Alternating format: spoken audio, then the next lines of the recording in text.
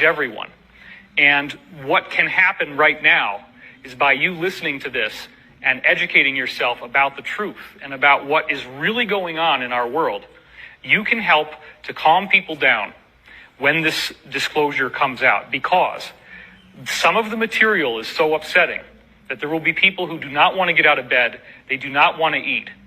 I call it the man in the bedroom. Imagine your loved one, you walk in there and there is someone else in bed with that person, and you had no idea that this was going on. We are taught to love these politicians. We are taught to aspire to be like them, think of them as great. People cheer in massive crowds at these political rallies. Now when we find out the scope of the betrayal, we find out that these people have not only been lying to us, but they've actually been deploying a weapons system into our food supply.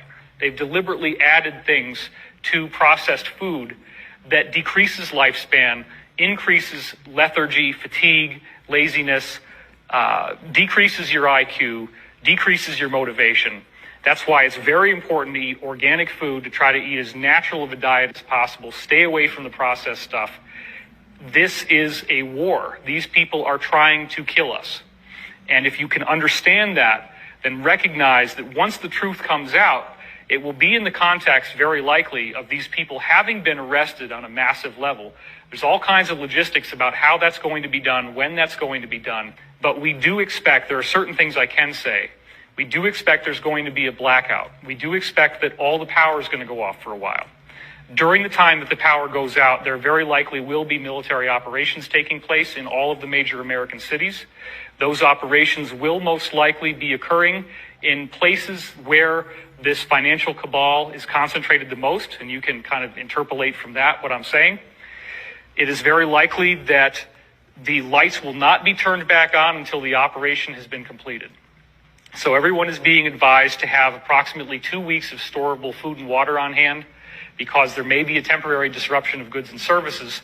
This thing is pervasive through media, government, finance, military, politics, pharmaceuticals, agriculture, food.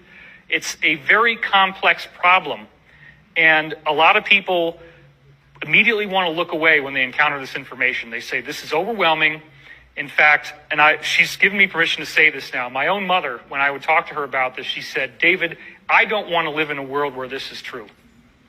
And I said, Mom, you can't change the fact that these people exist. The evidence is right in front of your face. Now, some people do not want to look at it, and I respect that. But I honestly can tell you that if you are not willing to look at this stuff, you are part of the problem. Because you are burying your head in the sand. You don't have the courage to face